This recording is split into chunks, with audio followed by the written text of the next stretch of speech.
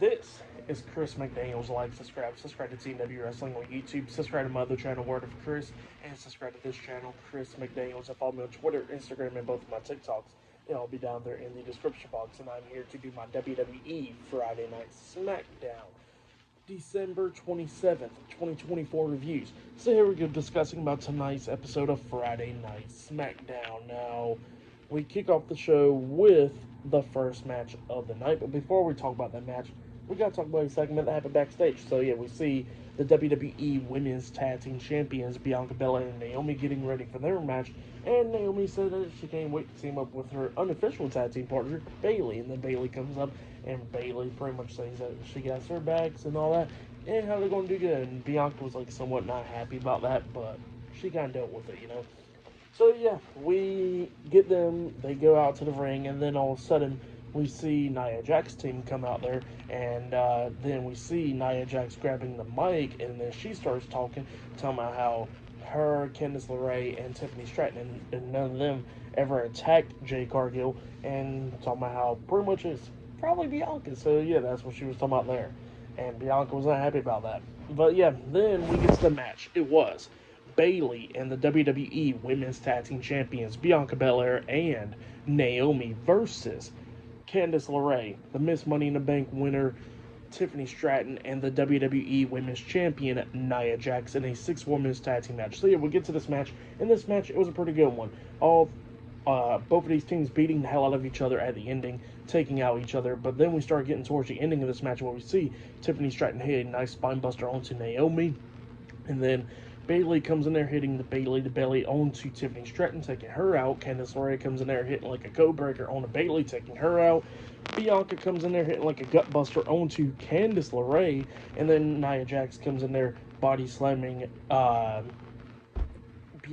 and then she climbs up the second turnbuckle. But then Naomi comes up, wrapping her legs around Nia Jax's head, her running her off the second turnbuckle, and Nia Jax is in position, so Naomi hits a split-legged moonsault onto Nia. She pins her. 1, 2, Tiffany breaks it a pin at the count of 2, and then Tiffany notices that Nia Jax is down, so she decides to grab the Money in the Bank contract, and it looks like she's about to cash in the Money in the Bank contract up until Candice LeRae pulls the briefcase out of Tiffany Stratton's hands and was like all upset and stuff, talking about, no, you can't be doing that. And then Tiffany screaming at her, saying that she wants to be champion. So yeah, that's what's going on there. And then we see Candice LeRae tag herself in. She gets into the ring. Tiffany gets on the ring apron. Both of them's arguing and stuff face to face. And then that's when we see Bianca and Bayley coming up, pulling Tiffany off the ring apron, taking her out. And then Naomi comes up from behind onto Candice, hitting the Bubba Bomb pretty much, slamming her on her ass pretty much, and then rolls her up for the pin, pinning her for the 1, 2, 3. So yeah, Bianca Belair, Naomi, and Bayley defeated Nia Jax, Candice LeRae, and Tiffany Stratton tonight in the 6-women's tag team match. That's what happened there. Great match for that match. I'll give it 3.5 stars. That's what I'll give it. I liked how they teased Tiffany about to cash in the briefcase. So yeah, that was pretty cool right there. But yeah, pretty good stuff. And they keep on announcing that SmackDown next week will be 3 hours, which I'll definitely be talking about. Look out for that as well. But then after that, we get to a segment backstage where we see Grayson Waller and Austin Theory, A-Town Down Under, talking to the SmackDown general manager, Nick Aldis, backstage. And pretty much they are upset about what Braun Strowman did last week. And then they was talking about how he gets to pay the bill and all that. And then Nick Aldis was like, look, I got more important stuff to handle. Austin, you got a match against Braun Strowman tonight, and you got to go focus on that. And he says that he got to talk to somebody. And they was like, who's more important than us that you got to talk to? And then Sami Zayn comes walking in, and they was like, oh, so you're going to go talk to a homeless man? And then they both walked out. And then Sami looks at Nick Aldis, and he was like, well, I want to talk with you. So yeah, that's what happened there. And then SmackDown goes on commercial break. So yeah, I'll see you guys later until the next thing that happens on Friday Night SmackDown. I'll see you guys later. Till then. So, the next thing that happened on Friday Night SmackDown. Now, before we talk about the next match of the night, there was one thing I forgot to mention. By the way, there's a segment before the match, but the thing I forgot to mention was Nick Aldis talking about how Kevin Owens needs to return the Wing Eagle WWE Championship back to him by the end of the night. If not, there's going to be some serious consequences. So, yeah, forgot to mention that part. But then we see the SmackDown General Manager, Nick Aldis, backstage with Sami Zayn. They're talking to each other. Sami Zayn wants payback on the Bloodline because of what they did to him on Monday Night Raw. So he says that, he came there to get some revenge on the Bloodline. And then all of a sudden, Carmelo Hayes comes walking in there, and Hayes giving Nick Aldis a Christmas card, and Sami Zayn interrupting their talk. Well, then Sami Zayn looks at me and goes like, look, when two people's talking, you shouldn't be interrupting them. And then Carmelo Hayes was like, well, here's a Christmas card. And then Sami looks at me and says, I already told you, when two people's talking, you don't interrupt them. So he crumbles the paper and throws it at Melo's head. And then Melo was like, all right, I'm going to let that pass, but, this ain't your show. He said, this is my show and all that stuff. And then Sami was like, you know what, I'm getting sick and tired of you. So he pretty much asked Nick Aldis if he could have a match against Melo, and then Nick Aldis agrees. So yeah, later on tonight it'll be Sami Zayn versus Carmelo Hayes one-on-one, which that match will definitely be good.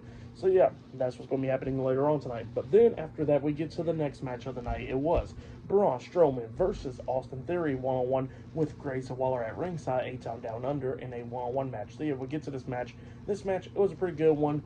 Theory showing his strength by picking up Braun Strowman in the middle of this match on his shoulders and stuff, but Strowman got off of it, beating him down and all that. Waller was trying to interfere, but Strowman stumped on his hands, and then Theory comes running at Strowman, but then Strowman throws him over the top rope, where Theory lands onto Grace Waller outside of the ring. Well, then Strowman gets out of the ring and he does that train thing. Waller ducks, and then Theory gets hit with the clothesline instead. Waller goes running through the crowd. Well, then Strowman picks up Theory, throws him back into the ring, and then he starts climbing up the top turnbuckle. But then Grace Waller comes back. He gets on the ring apron, but then he gets knocked off the apron by Strowman. And then that's when Theory comes up, grabbing Strowman, having him up on his shoulders, about to hit A-Town Down Under onto him. And then all of a sudden, we see, Strowman getting off of Theory's shoulders, and then he picked him up. He picked him up, and then he hits the running power slam onto Theory, pinning him for the 3 count. So, yeah, Braun Strowman defeated Austin Theory tonight in a one-on-one match. For that match, I'll give it 2.5 stars. That's why I'll give that one. But, yeah, up next, we're going to be seeing the new Women's United States Champion, Chelsea Green, up next, having her championship celebration up next on SmackDown. So, yeah, I'll see you guys later. Till then. So, the next thing to happen on Friday Night SmackDown, we get to the next segment of the night. But before we talk about the Chelsea Green segment, we got to talk about something a while ago. So, yeah, before that. So, we see pretty much a video message from Kevin Owens, and he was talking about how he should be the rightful WWE champion and all that because of what happened and everything. And he says that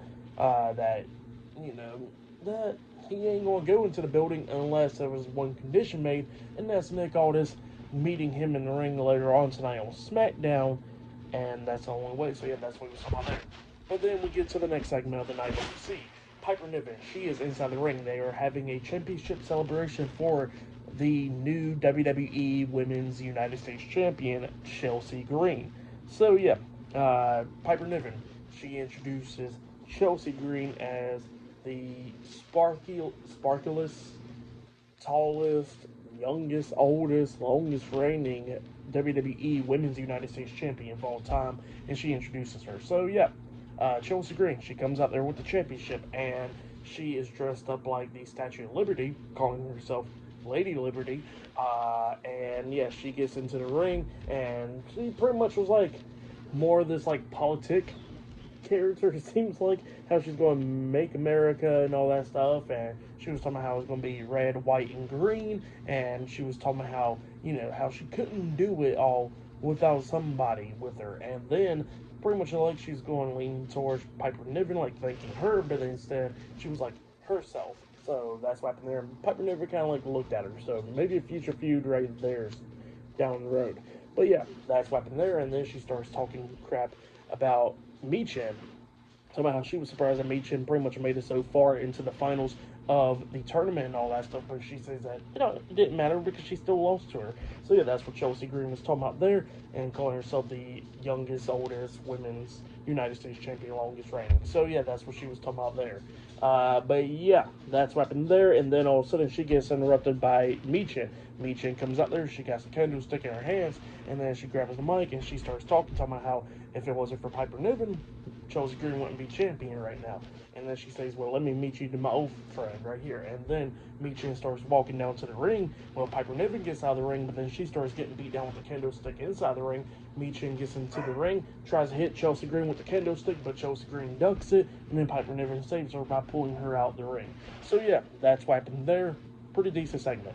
But then after that segment, we see the SmackDown, well, we see the WWE Tag Team Champions, Tommaso Ciampa and Johnny Gargano DIY walking around talking backstage, and then they come across the Street Profits, Montez Ford, Angelo Dawkins, and B-Fab backstage, and the SmackDown General Manager Nick Aldis, and pretty much they want to know if DIY was the ones that attacked the Street Profits, and then they was like, no, we didn't do it, and then all of a sudden, well, Nick Aldis says that he got 2 eyewitnesses, and it was Elton Prince and Kit Wilson, Pretty Deadly. They come out, and pretty much they started messing around with stuff, and they was talking about, like, pretty much how they want to do this musical and stuff with Nick Aldis, and Nick Aldis is like, well, you're about to have enough time to do your musical by being unemployed.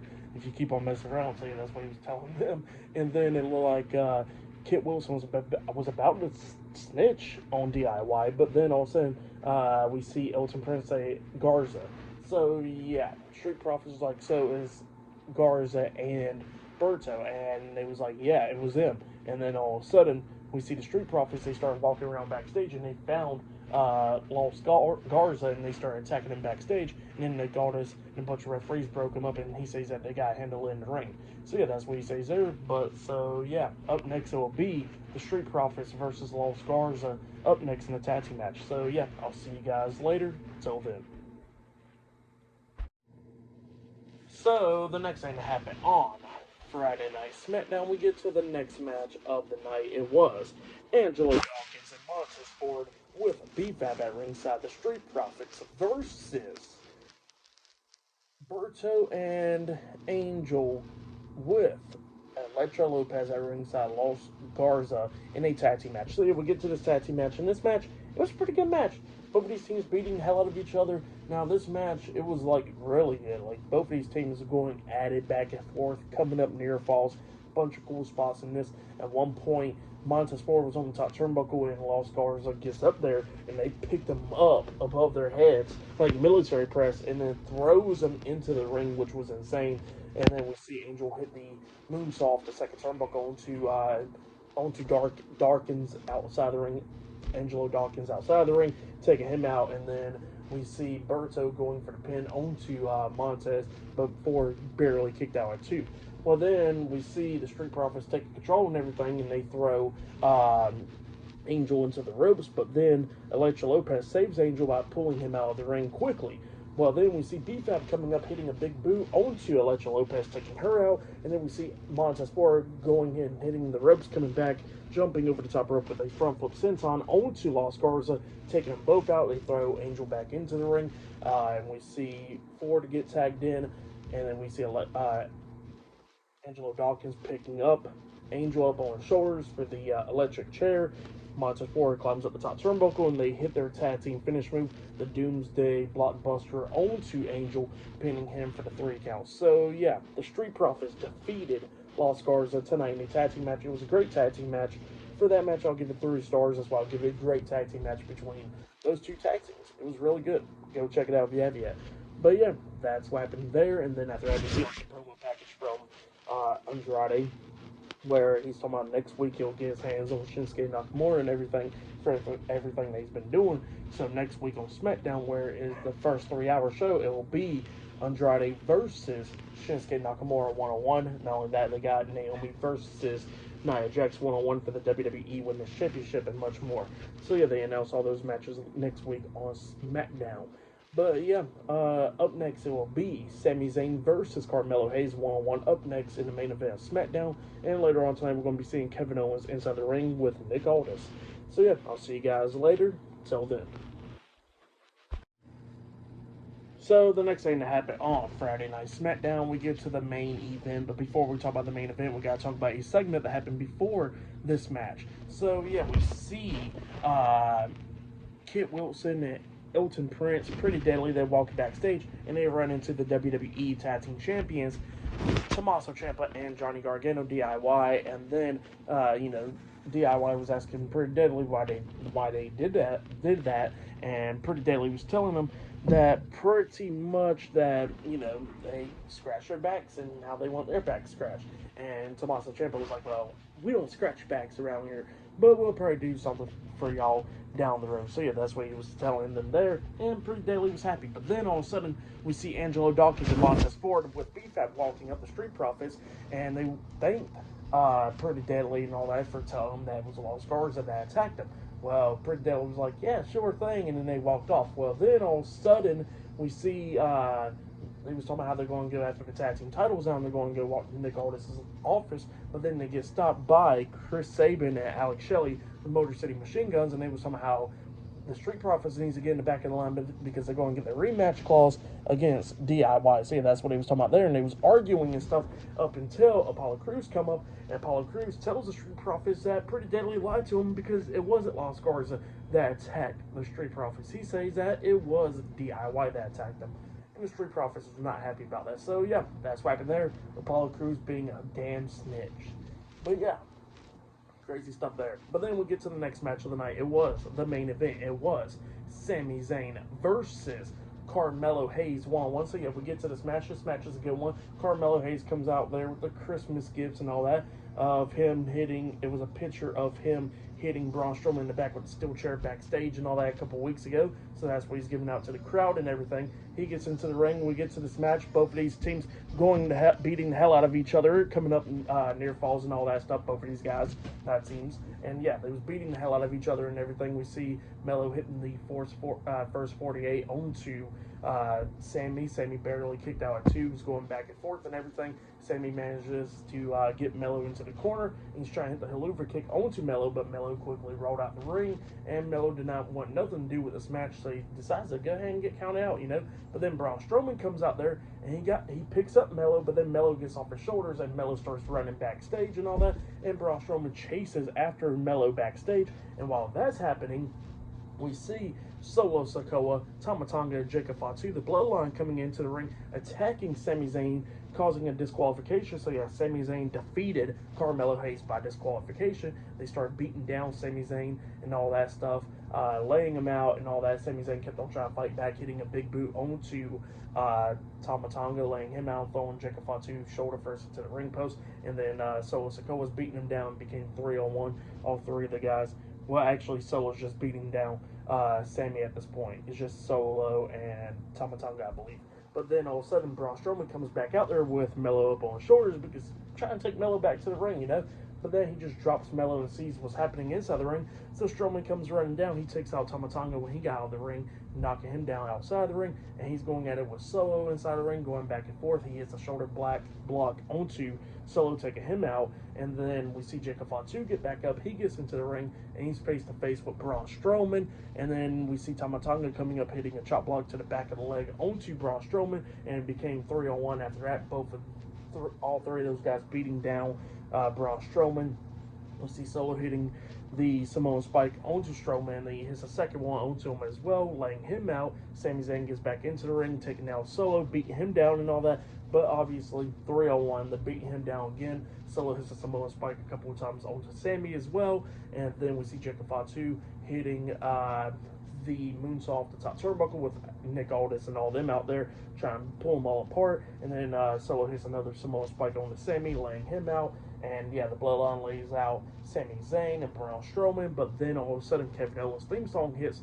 He comes walking out there. He's not going out there to go save Sami at all. And yeah, the Bloodline finally leaves out the ring. Everybody else leaves out the ring, and Nick Aldis is standing there. So up next, we're going to be seeing Kevin Owens and Nick Aldis in the middle of the ring. Up next on SmackDown. So yeah, that was a lot of stuff for that match and everything. I'll give that match between Sami Zayn and Carmelo Hayes 3 stars. That's why I'll give it. It was a good one, but yeah, that's why I'll give that one. But yeah, up next we're going to be seeing Kevin Owens and Nick Aldis in the ring. So yeah, I'll see you guys later. Until then.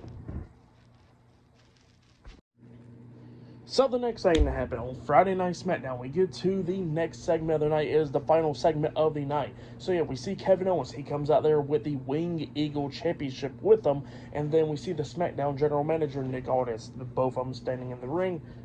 because it was already there. So yeah, we get to the segment, and pretty much Nick Aldis tells Kevin Owens that he got to give up that championship because he's not there to make deals. He is there to get the championship from him. So yeah, that's what Nick Aldis tells Kevin Owens. And Kevin Owens is pretty much like all upset and everything, and he says that no, he's not going to give the championship to Nick Aldis. And Nick Aldis says, well, if you don't give me the championship, you're going to be fired and all that. So yeah, that's what he was telling Kevin Owens. And Kevin Owens was like, well, that's the easiest thing for you to say, but I'm not giving the championship and all that. And he says that Cody Rhodes could come down there and get the championship from him. So yeah, that's what Kevin Owens was saying to Nick Aldis. And he says that he is the rightful champion and all that. And he says that all those referees screwed him on Saturday night's main event, and pretty much he keeps on getting screwed and everything, so he's tired of it. And he says that he is the rightful champion. So yeah, that's what Kevin Owens was telling Nick Aldis. And he says that if he got an issue with it, you know, make him a champion. So yeah, that's what Kevin Owens was saying. But then all of a sudden we see the undisputed WWE champion Cody Rhodes. He makes his return. He comes out there, and Cody Rhodes is talking about how, you know, back in the day and all that, that it was just all for him. But he says that he don't work for just himself. He says he works for everybody else, the superstars in the back, the timekeeper that's his cousin, and so many other people. So yeah, that's what Cody Rhodes was saying to Kevin Owens. And he says that, you know what, he'll just set it up. How about he says that him and Kevin Owens have a match against each other for the championship in a ladder match. So yeah, that's what he tells Kevin Owens. How about that? And then all of a sudden, Nick Aldis agrees to it. So he says at the Royal Rumble in February, it will be the undisputed WWE champion Cody Rhodes versus Kevin Owens one-on-one for the undisputed WWE championship in a ladder match. So yeah, that's what Nick Aldis makes. He makes the match official. Kevin Owens like, all right, cool. So he extends his hand out, wants to shake Cody Rhodes' hand. Cody looks at him. He's not going to shake Kevin Owens' hand. So Kevin Owens looks and he says, okay. And he walks behind Nick Aldis, and he pushes Nick Aldis into Cody Rhodes, knocking both of them down. He runs over there and stomps on Cody Rhodes' neck, in the back of the neck. And then Nick Aldis is trying to protect Cody. And then Kevin Owens stomps on Cody Rhodes' neck a couple more times, up until a bunch of security guards and all that comes running in there, making sure that Kevin Owens gets out of the ring. They're checking on Cody. So yeah, that's what happened there. Pretty good stuff right there. But the match is now made official. It'll be a ladder match between those two guys for the title at the Rumble. So yeah, that's what happened there. Pretty good segment, and made the match and all that. But yeah, pretty good stuff. For match of the night, I probably gotta say it was that 6-women's tag team match. That match was really good, so I'll say that was match of the night right there. Melo versus Sami Zayn was pretty good as well. And yeah, tonight's episode of SmackDown was pretty good. It was the final 2-hour show of SmackDown. So whenever, you know. But yeah, for tonight's episode of SmackDown, I'll give it 8.5 stars. That's why I'll give it was a good show. Next week's SmackDown will be 3 hours. It will be the first ever 3-hour show of SmackDown. I don't even think SmackDown ever been 3 hours at all, like even on special shows, like, you know, celebrating the years and all that. So I think this will be the first ever time it's ever going to be on 3 hours. So next week onward, it will be 3 hours every single week on the USA Network. So yeah, and this was the final episode of SmackDown of 2024, and it was live in Tampa, Florida. But yeah, that's been my Friday night SmackDown, December 27th, 2024 reviews. Like, subscribe to TNW Wrestling on YouTube, subscribe to my other channel, Word of Chris, and subscribe to this channel, Chris McDaniels, and follow me on Twitter, Instagram, and both of my TikToks. I'll be down there in the description box. And I'll see you guys later for tomorrow night's AEW World's End 2024 reviews. So yeah, I'll see you guys later. Till then, if not, you'll see me reviewing Monday Night Raw this Monday. So yeah, I'll see you guys later. Till then.